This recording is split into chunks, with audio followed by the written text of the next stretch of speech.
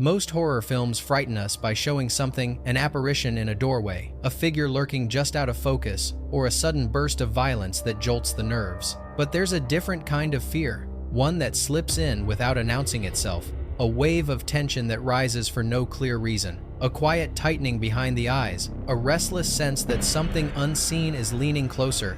Viewers often blame the atmosphere or the story, but those who listen closely know the truth. It's the sound that gets to you first. Buried beneath the surface of these films are audio experiments, designed to disturb in ways the conscious mind can't fully grasp. Low-frequency vibrations that brush against the body, not the ear. Distorted breaths stretched into strange, ghost-like tones. Notes that drift just far enough out of tune to unsettle the nervous system. And then there are the whispered rumors of sound tests that left crew members feeling sick, of recordings that composers refused to revisit, of frequencies that were never meant to be used in commercial cinema. In this episode, we're diving into the movies where the soundtrack didn't merely support the horror, it generated it. These are the films that worked their way under the skin, that caused unease without relying on a single frightening image, that used sound as a silent weapon.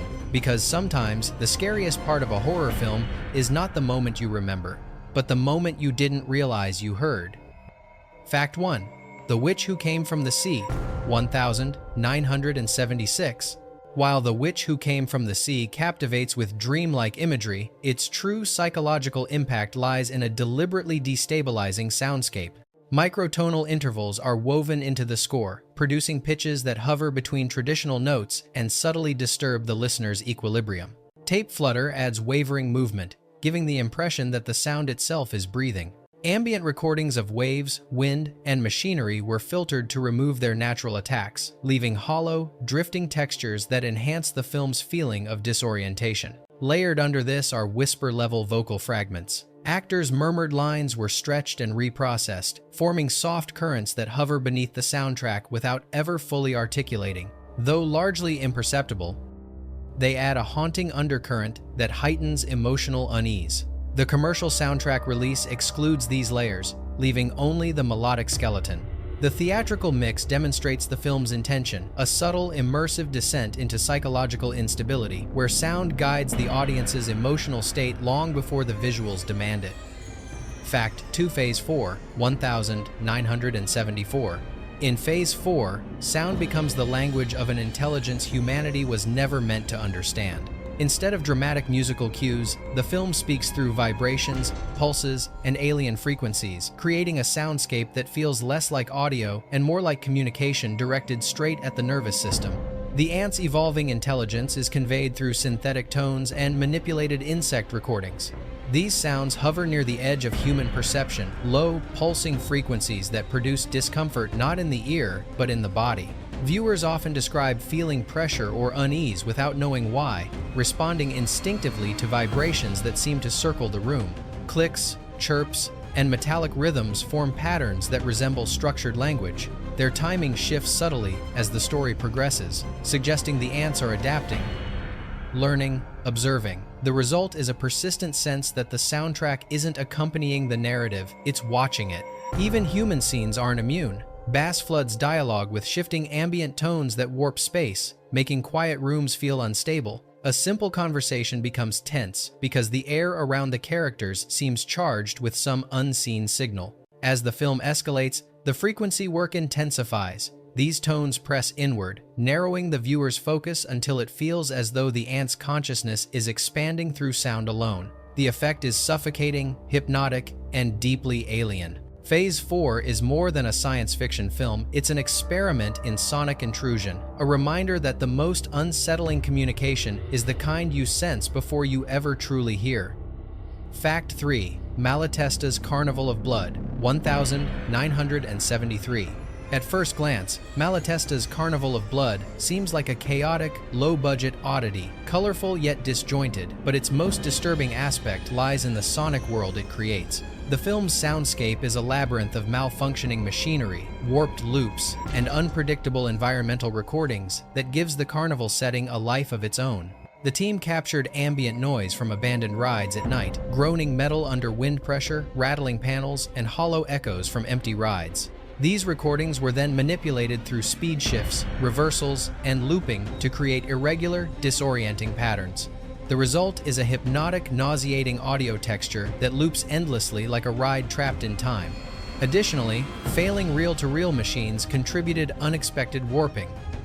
Magnetic tape distortions bent pitch and tempo in ways impossible to reproduce. Editors incorporated these anomalies into the soundtrack, further unsettling the listening experience. Layered whisper fragments, half-uttered words, exhaled breaths, faint mutters pan across channels unpredictably, adding the sensation of unseen presences. Early viewers often turned to check behind them, convinced someone was speaking. No official soundtrack exists, and each surviving print sounds slightly different. Malatesta's Carnival of Blood remains a singular experiment in chaotic acoustic horror, demonstrating how broken equipment and chance recordings can combine to unsettle audiences without overt visual threats. Fact 4. Images 1972. Images creates a world where sound and thought twist into one another, forming an auditory landscape that mirrors a mind slowly tearing at its edges. Instead of traditional horror techniques, Robert Altman builds dread through sonic distortions that feel intimate, intrusive, and unmistakably personal. John Williams's score abandons harmony in favor of atonal shards, percussive clashes, crystal-like tones, and sudden metallic bursts that strike with startling abruptness. These sounds don't accompany the narrative, they pierce it, interrupt it, fracture it. They land like jagged sparks in the protagonist's consciousness. The environment itself seems to malfunction. A faucet drip grows impossibly loud, echoing as if it were happening inside the viewer's skull. Doors close with exaggerated resonance. The soft creak of a chair becomes a threat. Altman blends these noises with shifting room tones, creating the sensation that space is bending and contracting around the character. The whispers are the most unsettling element. Barely formed syllables, trembling breaths, and ghost-like murmurs drift through moments of stillness. They never solidify into words, which somehow makes them worse, suggesting thoughts the protagonist didn't mean to think, or memories trying to resurface. Engineers described the original recordings as uncomfortably intimate, as if someone were speaking just behind the listener. Images doesn't scare through external forces. It scares by making the viewer experience the world as the protagonist does, unstable, unreliable, permeated by sounds that don't belong. It's a portrait of psychological unraveling painted entirely in sound. Fact 5. The Sentinel, 1977. While The Sentinel is remembered for its shocking imagery, its audio is equally potent in producing unease. The film employs subharmonic and environmental frequencies that interact directly with the viewer's body, often before they are consciously aware of them. Ultra-low bass tones, generated by a subharmonic device, were layered beneath scenes involving the building's mysterious tenants, producing a sensation of pressure and claustrophobia. Audience members reported nausea or dizziness, even during moments that appeared visually calm. Animal vocalizations, altered goat bleats, slowed cat cries, and warped bird calls were incorporated and stretched, producing textures that seemed to drift invisibly around the audience. Additional irregular environmental sounds, recorded in the apartment building itself, were left unbalanced across audio channels, generating the sensation of movement just out of view. Because these layers could cause speaker distortion, home media releases removed much of the low-end work. Theater goers who experienced the original mix describe an audio presence that feels alive, contributing to the film's sense of a haunted space. The Sentinel demonstrates that horror can reside not only in what we see, but in how our bodies are affected by what we hear. Fact 6. The Haunting of Julia, 1977. The Haunting of Julia may appear to be a slow, melancholy ghost story, but its deepest effects emerge from an audio strategy designed to work on the body as much as the mind. Instead of relying on dramatic musical cues or jump scares, the filmmakers employed subtle microtonal clusters that generate tension beneath the conscious threshold. Composer Colin Towns produced these tones using experimental bowing on string instruments, dragging bows at uneven pressures to create trembling, unstable frequencies. These layers were placed beneath seemingly mundane scenes, making audiences sense unease where none should exist. Musicians reported feeling physically affected by prolonged exposure, describing sensations of pressure and prickling along the skin. The soundtrack also incorporates processed child voice fragments. These breaths and murmurs were stretched and filtered until they became ghostly, wavering textures, imperceptible yet emotionally potent. Engineers noted mild disorientation during mixing sessions, the product of these subtle vibrations. Ambient noise recordings added to the oppressive atmosphere, rattling vents, vibrating window frames, and the hum of old appliances. Rather than remove these imperfections, the team integrated them, giving the house itself a sentient, responsive quality. Much of this experimentation was excluded from the commercial soundtrack, leaving only the melodic outline. The theatrical mix, however, demonstrates how sound alone can convey dread, shaping audience perception long before any visual manifestation of fear. Fact 7. The Nightcomers, 1971. Although marketed as a gothic drama rather than a horror film, The Nightcomers hides a surprisingly intrusive audio design beneath its restrained visuals. Its soundscape subtly manipulates the viewer through unbalanced acoustics, trembling drones, and childlike vocal fragments that feel unsettling even when nothing overtly frightening is happening. The production recorded dialogue and ambience inside old stone buildings with naturally irregular acoustics. These environments produced unpredictable reverberations, low rumbles, hollow echoes, and vibrating harmonics that were deliberately left uncorrected. When layered under quiet scenes, they create an emotional chill, as though the house itself holds a quiet hostility toward its occupants. To heighten this discomfort, the crew experimented with bowed metal rods, dragging the bow across the surface at skewed angles to produce unstable harmonic drones. These tones were mixed at low levels, creating a persistent tension that lingers beneath the dialogue, felt more than heard. The eeriest element of the soundscape came from recordings of children singing in an unheated room. Their voices wavered from the cold, producing fragile tonal quivers. When stretched and filtered, these quivers evolved into spectral textures that drift through the mix like faint remnants of memory. Engineers described these recordings as emotionally uneasy, noting that they created a feeling of being watched.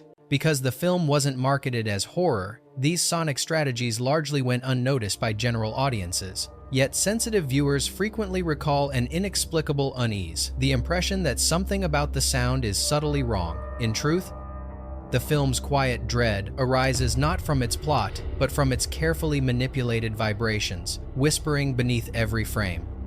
Fact 8. Let's Scare Jessica to Death, 1971.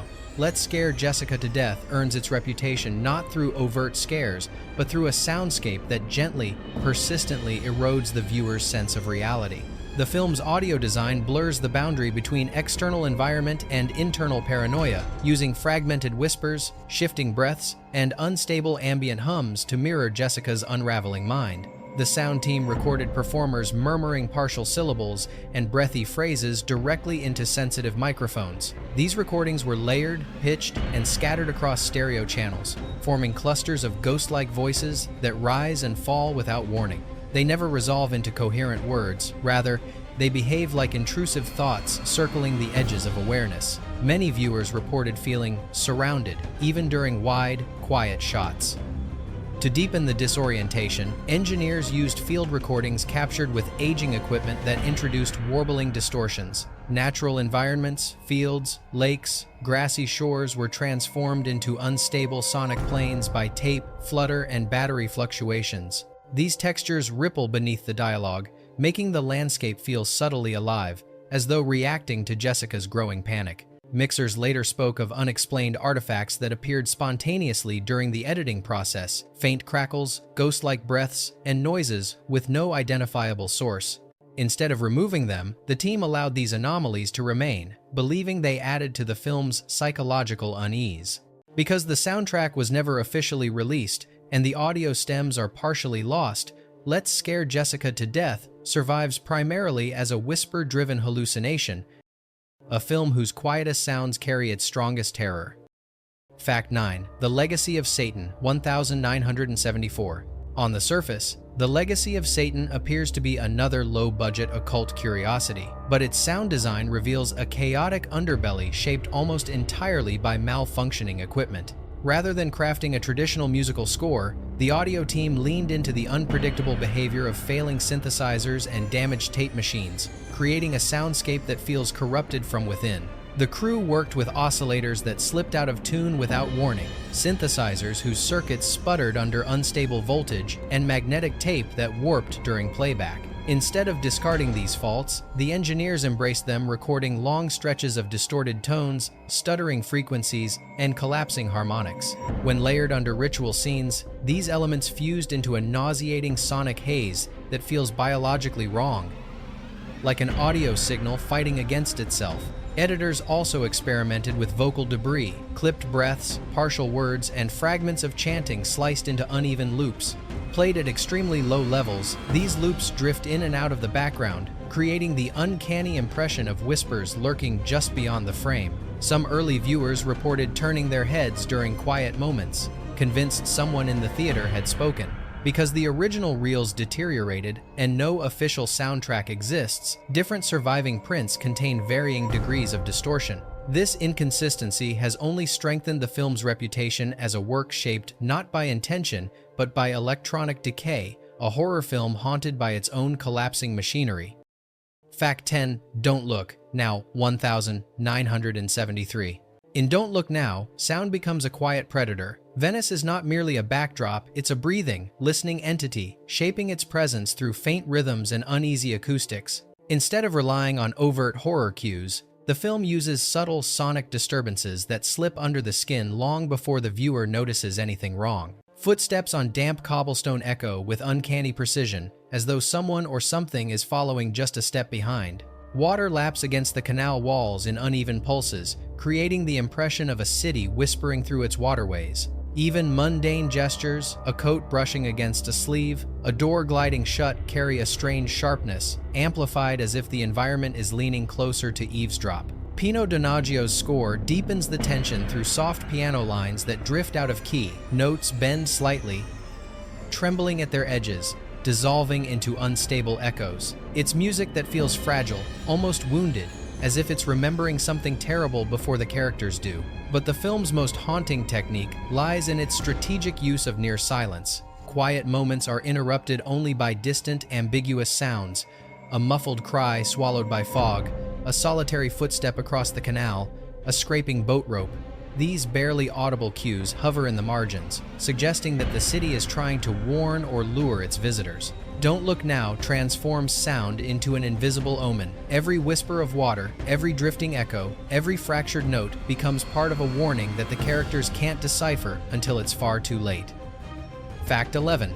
The Strange Vengeance of Rosalie, 1972. Though The Strange Vengeance of Rosalie is rarely categorized as horror, anyone who has experienced it notes the lingering discomfort that settles long before the story reaches its climax. That unease is no accident, it's the result of a sound design built to erode the viewer's sense of safety through subtle, destabilizing textures. Engineers recorded ambient sounds inside abandoned structures, wooden barns, neglected houses, isolated roadside buildings, preserving every imperfection, rattling beams, electrical hum, wind surging unevenly through cracks. Instead of cleaning these flaws, the team layered them beneath dialogue, allowing the landscape to feel corrupted, as though it had absorbed something malignant. The film also uses irregular pulses derived from an outdated medical training device. These pulses were stretched and filtered into off-kilter rhythms that mimic but distort the human heartbeat. When played quietly beneath scenes of tension, they induce a creeping anxiety audiences frequently attributed to the film's mood rather than its sound. The director openly embraced these choices, wanting the audio to bruise the atmosphere without ever drawing attention to itself. During early screenings, several viewers left the theater uneasy, despite the film lacking overt horror imagery. Because the audio reels suffered damage over time, no official soundtrack has ever been released. What survives today is a fragmented sonic puzzle, one that reveals how The Strange Vengeance of Rosalie used sound not to frighten loudly, but to quietly push the viewer towards psychological imbalance. Fact 12. The Witching, 1972. The Witching may look like a modest occult thriller from the early 70s, but beneath its straightforward visuals lies one of the decade's strangest sonic experiments. Much of the film's unease stems from sounds that never rise to full audibility tones, and murmurs intentionally crafted to hover below conscious perception. The sound team created shimmering metallic textures by bowing steel plates, striking detuned chimes, and manipulating vibrating rods. These tones waver unpredictably, weaving a faint tension through scenes that would otherwise feel ordinary. Beneath them sits a low-frequency pulse produced by a deteriorating analog oscillator, a tone that skirts dangerously close to the infrasound range known to induce dizziness and subtle waves of panic. One engineer claimed he felt off balance anytime the oscillator was activated.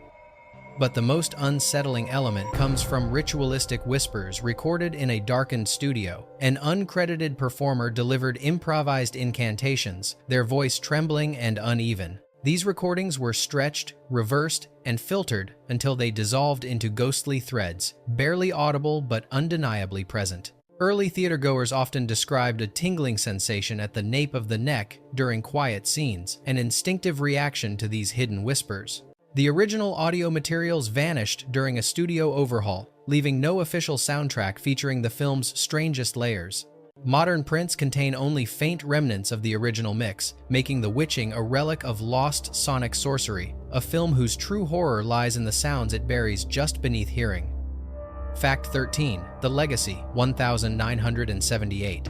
Beneath its polished visual style, The Legacy conceals a web of ghostly, experimental audio work designed to unsettle viewers on a subconscious level. The score contains layers of whispered dialogue and shifting frequencies woven so delicately into the mix that most audiences never hear them outright, they feel them. Composer Michael J. Lewis recorded actors whispering fragmented lines in darkness, instructing them to speak in uneven rhythms. These murmurs were then rearranged, reversed, and filtered until they resembled drifting shadows of speech. Sound engineers described the sessions as uncanny, noting that the voices seemed to move within the headphones, even when the playback remained still.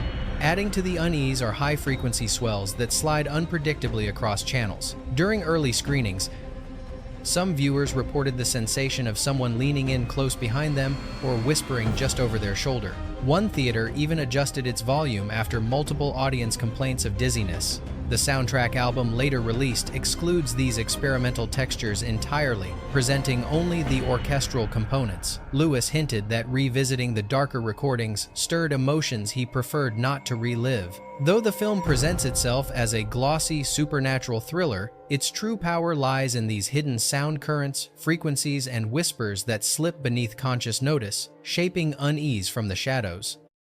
Fact 14. Burnt Offerings, 1976.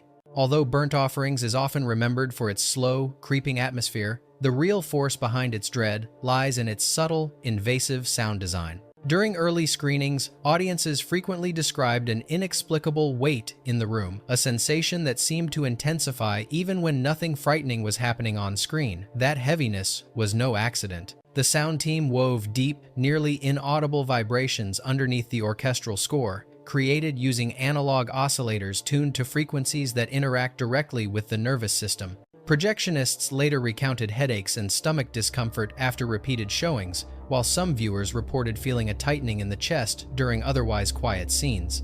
Layered into the mix were unusual acoustic elements, harshly bowed cymbals, piano strings stroked in reverse, and whispered breath fragments collected from cast members in isolated sessions. These components were intentionally degraded through tape manipulation, giving them a rotted, ghost-like timbre. One mixer admitted that certain sequences left him uneasy enough to step out of the room. When the film transitioned to home media, much of this low-end unrest was softened or removed to accommodate modern equipment, resulting in a noticeably cleaner but less oppressive audio profile. Those who experienced the 1976 theatrical mix insist the original sound carried an unseen presence, a dark pressure that quietly permeated every scene. Fact 15. The Shout, 1978. Few films from the late 1970s use sound as aggressively or as mysteriously as The Shout. While its story focuses on a wanderer claiming to wield a scream powerful enough to kill, the film's true disquiet comes from an audio design that feels as if it's reaching directly into the viewer's body. Instead of melodic cues, the production assembled layers of unsettling textures, fractured vocalizations, metallic drones bent out of shape, and breaths manipulated until they resembled something no longer human.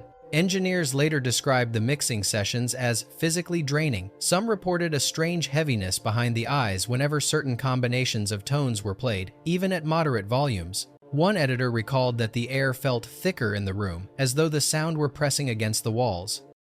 Composer Tony Banks pushed his equipment to extremes, reversing inhalations, slowing down shouts until they dissolved into trembling rumbles, and embedding low-end pulses that hovered on the edge of infrasound.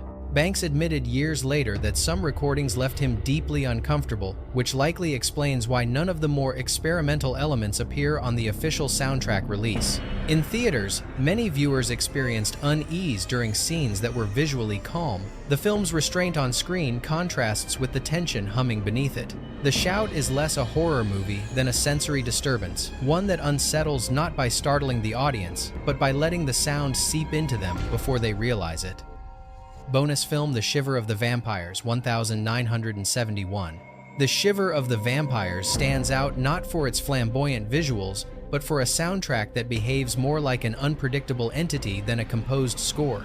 Much of its unsettling power comes from improvised electronic sessions using unstable equipment, which produced sonic textures that shift, warp, and mutate in ways no two recordings ever matched. The band Acanthus recorded late-night sessions using prototype synthesizers prone to voltage fluctuations, amplifiers that crackled, and tape machines that drifted in speed. Tones swelled, warped, or vanished spontaneously, creating a soundscape that felt alive. Musicians recalled moments when the equipment seemed to have its own will, producing unpredictable harmonics that could not be recreated. Layered atop this chaos were reversed guitar passages processed through tape loops. Dropouts, warbles, and irregular distortions transformed melodies into ghost-like streaks of sound. The studio's electrical hum was filtered and amplified to add subtle physical vibrations that many viewers described as prickling or irritating on the skin. Even more eerie were the whispered motifs hidden beneath the music. Half-laughs, clipped breaths, and fragmented syllables were run through delay units until they blurred into drifting, almost imperceptible textures. These sounds never fully emerge, but suggest an invisible presence moving just beyond perception. Because the original audio stems were never archived and the equipment behaved differently each session, no modern release perfectly captures the film's sonic identity.